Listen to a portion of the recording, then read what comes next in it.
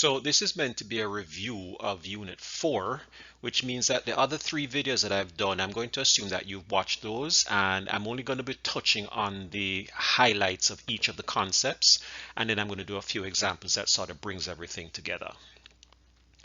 So starting off with increasing and decreasing intervals, we are going to say that a function is increasing on an interval if the function is rising as we go from left to right.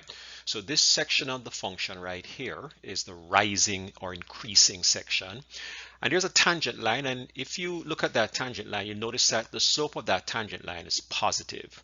And that would suggest that if we're going to use a tool to measure slope, that tool should be positive, and that tool of course is the derivative. So the derivative should be positive for this section of the curve, which is rising.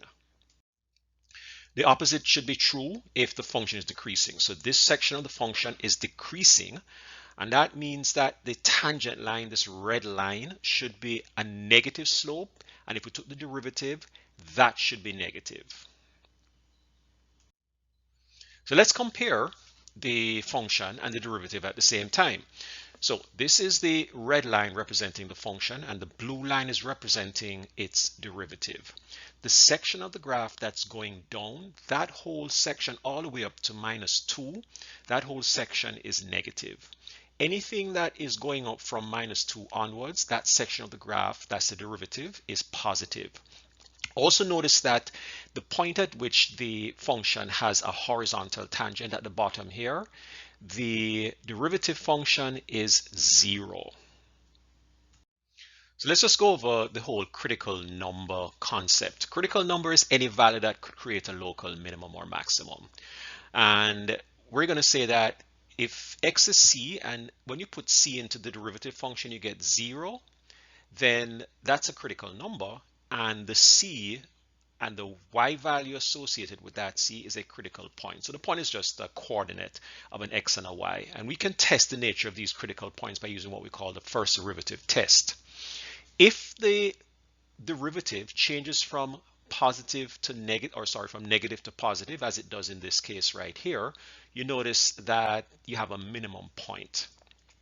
If the derivative changes from positive to negative at x equals c, then it means that you have a maximum at that point.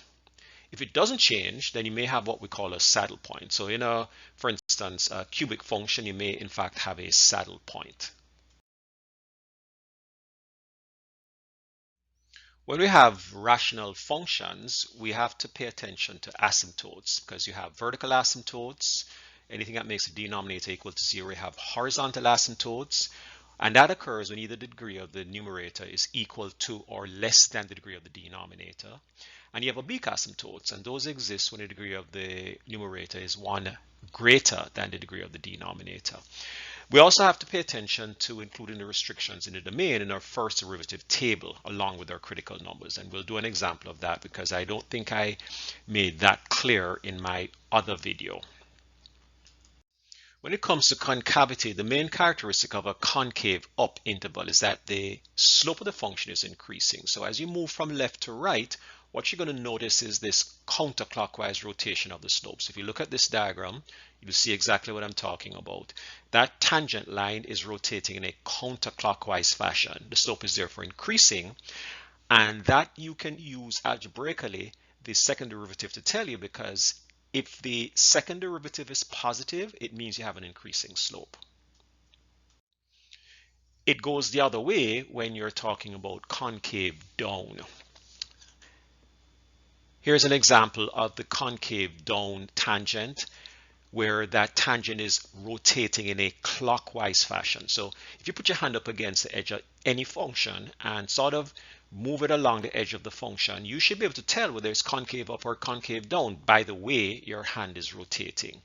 And the second derivative, if that's negative, that tells you that the slope is decreasing, which means that you are in fact concave down. A related concept to concavity is what we call a point of inflection. So in these two graphs, we have a point of inflection, and all it is the exact point where the concavity changes. So if this was, for instance, a concave down section, there's a concave up section, and where that transition takes place, the exact point of the transition is what we call a point of inflection. You see one on this diagram.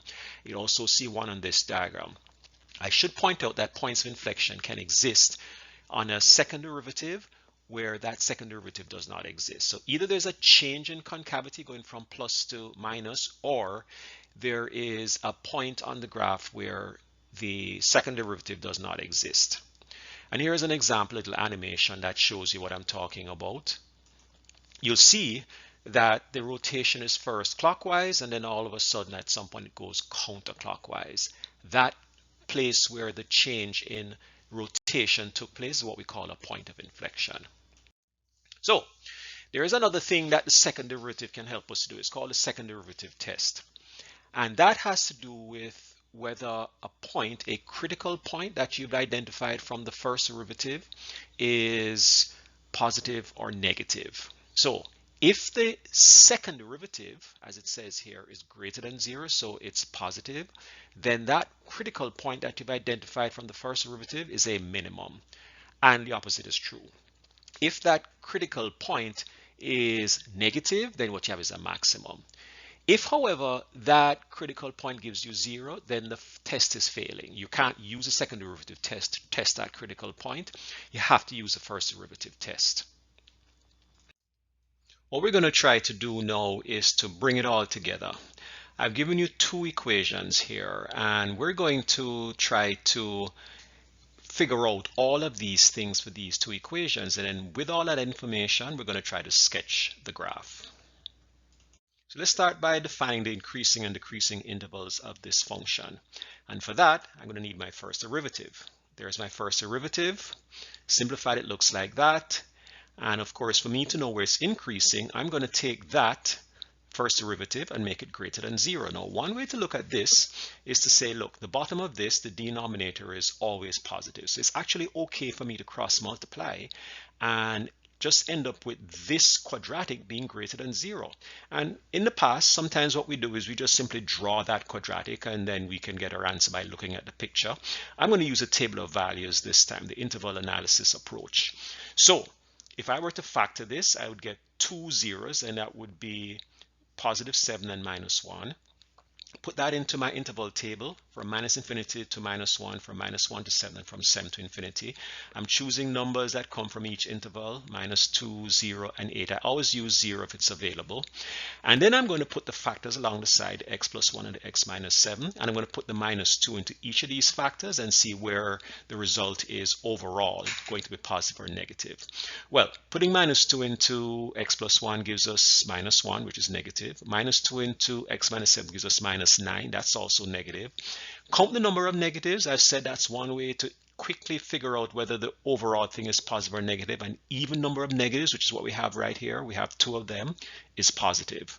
If we go through and follow that with the 0 and the 8, this works out to be negative, this works out to be positive. And what that means is that I have an increasing section from minus infinity to minus 1, where the interval is positive and where it's positive. I have a decreasing section where the interval is negative from minus 1 to 7. So there you go. I now know the increasing and decreasing intervals. Let's get to critical points and their nature. So I have, remember, this rational function, and to get critical points, I need to figure out what the derivative set equal to 0 or does not exist. We had the derivative already. It was this thing set at equal to 0, and also ask you where it does not exist. Here are my critical numbers. Again, minus 1 and 7 are what make this equal to 0, but also I have to include the 3, because that 3 is going to make this derivative become undefined. So I have these critical numbers, but having said that, in terms of critical points, I don't have a critical point at 3 because the original function will be undefined when x is equal to 3. So in terms of critical points, I only have 2, minus 1, 2, and 7, 18. So our goal now is to figure out which ones are positive, and so, well, whether they're in maxes or mins. That's really what our goal is. So I'm going to use a table again.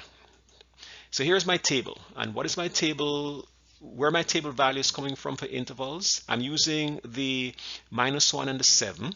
I'm also using the 3 because since that was one of the critical numbers, I should include it in my table. I don't think I did that when I was doing this the first time in one of the previous videos, but we should include whatever the critical numbers are, even if they don't give you critical points, as the 3 doesn't in this case. So I'm going to go from -1, so minus infinity to -1, -1 to 3, 3 to 7, and 7 to infinity. Choose numbers from each of the intervals, as you've seen me do here. Plug those into each of these factors, right? The x plus 1 and the x minus 7. Again, I am only focusing on what makes this thing positive. And in this case, it's positive here, negative here, negative here, and positive here. What is this telling us? That we have a max between part of the, okay, if there's one interval that it is positive, another interval which is negative. So there's a positive interval followed by a negative interval. That means I have a max. We talked about that in a previous slide. So that -1, 2, right? The -1 is the juncture between these two. That must be a max. Between the 3, 7 and the 7 infinity, I go from a negative to a positive. That means I have a min, and that's what this is saying here. So I'm putting these critical numbers into my derivative and figuring out whether my derivative is positive or negative, and I'm finding that I have a max and a min here. Now I can also use what we call that second derivative test. Here's my second derivative. I'm just giving this to you without actually going through the process of, finding the derivative of derivative, which is the second derivative. You can do that on your own. This second derivative, if I were to plug in these values of the critical number values, again, I can't use the 3, but I can use the -1 and the 7. Putting -1 into this will give us that you get a negative, and that means I have a maximum. It's consistent with what we said before, that this was going to be a maximum. Putting 7 into this second derivative gives us a positive, which means that this is a minimum. Again, consistent with what we said the first time. Let's talk about concave up and down. So we're going to now take the same function, and we're going to go to the second derivative because that's what tells you about concave up and down. And that's my second derivative. I mentioned that on the previous slide. The second derivative cannot be 0, right? There's no way of making this second derivative equal to 0, but there is a point where it does not exist. And that's one of the ways in which you can determine the points that you're going to use to set up your table for concavity. So either it's where it's equal to 0, or it's where the second derivative does not exist. And clearly, if I put 3 into this, this is going to make this function undefined. So I'm going to use the 3. So I'm setting up my table with the -infinity to 3 and then 3 to infinity. And I'm using points that are convenient. 0 is always convenient. And I'm going to use 4. If I put 0 into this, hopefully everybody can see that that's going to become negative because I'm going to have 0 minus 3, which is a negative, and I'm going to raise that to the power 3, which is still negative, so this is negative. If I put 4 into this, it's going to become positive. So what does that tell me? That the concave down section is the part that is negative, which is the -infinity to 3, and the concave up section is the 3 to infinity. There is no point of inflection, although it might look that there's a change between these two. The fact is that at 3, the function does not exist. The function has a vertical asymptote, so I can't consider that to be a point of inflection.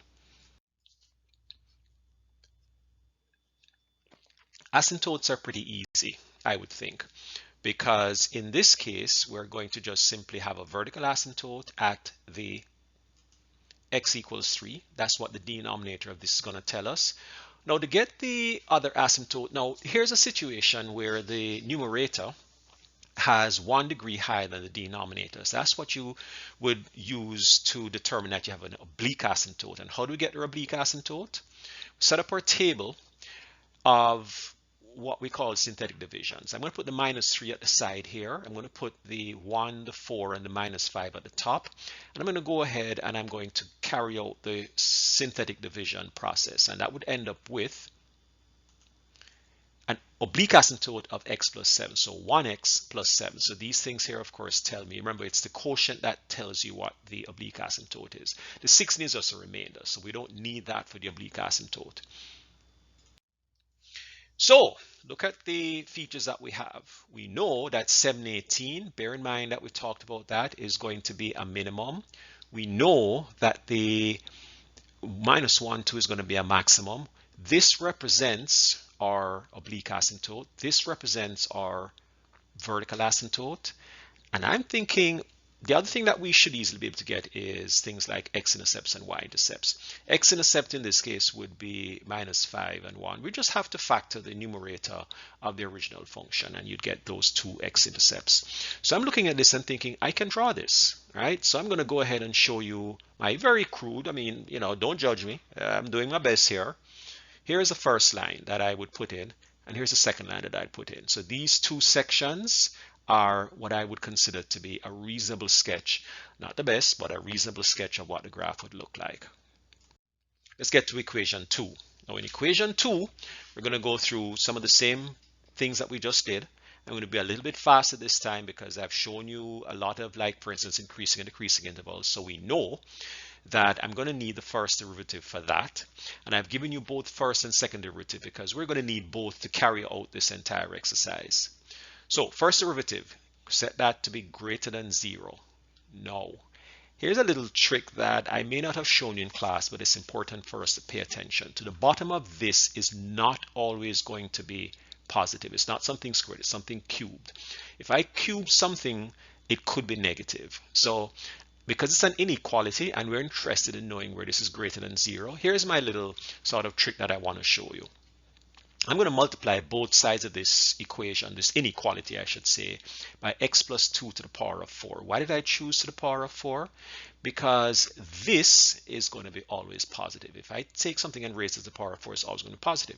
So what that means is that I can multiply both sides of this by x plus 2 to the power of 4 without worrying about the fact that the thing I'm multiplying by could be negative. Now, the great thing is that this side of the function is going to be 0. 0 times anything is still 0. This side of the function, notice what happens.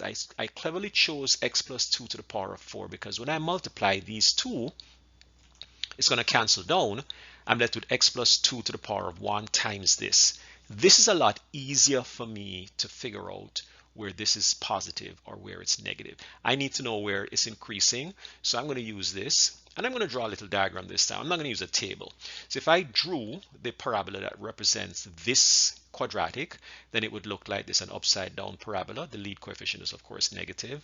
And it has two x-intercepts at minus 3.33 or minus 10 over 3 and at minus 2. That's where the two x-intercepts are. And it's a downward facing parabola. So where is this greater than 0? Well, obviously, it's that section which is between minus 10 over 3 and minus 2. That section of the graph is above the x-axis, and that's where you have an increasing interval. This function is increasing between minus 10 over 3 and minus 2. It's decreasing everywhere else. So from minus infinity to minus 10 over 3, along with minus 2 to infinity. So for this section over here and this section over here, the function is in fact decreasing. What about critical points? Again, for critical points, we need to know the first derivative. Where is that either equal to 0 or does not exist? Well, for the critical points in this case, hopefully that's fairly clear. It's minus 10 over 3 and minus 2. So minus 2 comes from the does not exist part of it, and the minus 10 over 3 comes from the top, setting that equal to 0. The critical points would only be, again, you cannot have, if you were to put the minus 2 into this function, the original function, you would not get a point because, in fact, this function does not exist. There's going to be a vertical asymptote there. So only critical point is this minus 10 over 3, and that, if you were to work it through, gives you a y value of minus 1 over 8. I wouldn't hold you to keeping it in rational terms. You could probably just put a decimal there if that works for you. So that's the only critical point in this function. And we can use a second derivative test this time. I'm not going to go through the whole table. So what I'm going to do is I'm going to set the second derivative, which we showed on the previous page, is equal to this. I'm going to put this minus 10 over 3 into this second derivative and see what I get. So when I did that, it turned out to be positive. And remember the second derivative test, if you set it to put that critical point into it and you get positive, it means that what you really have is a minimum. So we now know that this minus 10 over 3 minus 1 over 8 is a minimum point in this function. So let's get to asymptotes. In this case, hopefully it's fairly obvious that there's a vertical asymptote and also there's a horizontal asymptote. Let's just talk about why that is. Vertical asymptote occurs at x equals minus 2. When you factor the function, you should notice that the thing that makes this undefined is minus 2. So there's a vertical asymptote. The horizontal asymptote is going to come from dividing the lead coefficient. So in both cases, the numerator and denominator, you have a secondary function. So just divide those lead coefficients. That's 1 divided by 1, so you get y equals 1. Concave up and down, that is the second derivative, as you remember. And for the second derivative, which is what I have here, we're going to ask the question of where this is equal to 0 or does not exist.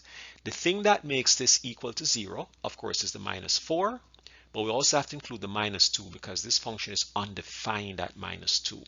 What I'm going to do is I'm going to set up my table with all of those points, the point where it's equal to 0 and the point where it's equal to minus 2, and these intervals are what are going to come up if I do that. Putting the minus, now remember the denominator is always going to be positive. X plus 4 is always positive, so focus on the top. This line is going to be positive, but this line with the 6x plus 4 is going to depend on the number I chose in each of the intervals. I'm using minus 4, minus 3, and 0. Now let me just remind you why these are the intervals. It's because I have set the second derivative to 0 and I'm using minus 4 and minus 2, minus 4 being the thing that makes this 0 and the minus 2 is what makes this undefined. So those are my values, and going from the full domain of minus infinity to positive infinity gives you all of these values.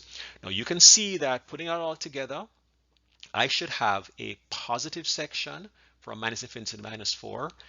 A negative section. A negative section going from minus infinity to minus 4, a positive section going from minus 4 to 2, and a positive section going from minus 2 to infinity. And what does that mean? Remember, it's concave down because this section is negative. It's concave up because this section is positive and this section is positive. There is a point where you have a change in concavity. Notice that from minus infinity to minus 4 and then from minus 4 to 2, it went from negative to positive. That means that there's a point of inflection at minus 4. And now we can put everything together on our graph. Here's all the information that we have, right? We have vertical asymptote, horizontal asymptote. We have a y-intercept, which is easy to figure out, 12 divided by 4 if I set all the x's equal to 0. And these points are points that we know. There's a minimum point right here. We talked about that. There are these two x-intercepts. So I'm looking at this, and it has to be asymptotic to this line. It has to go through these points to a minimum here. It has to be asymptotic to this line. It has to be asymptotic on this side. It has to be asymptotic over here. So here's what I think this is going to look like. Again, I know it's not the most artistic looking line, but that's all I got. I'm asymptotic here. I'm coming down to a minimum. I'm rising again. I'm going towards the other asymptote over here. Then on the other side of that, I have something that's asymptotic here, going through this point and then trailing off to this other asymptote over here. It does follow all of the information that we've figured out for this graph.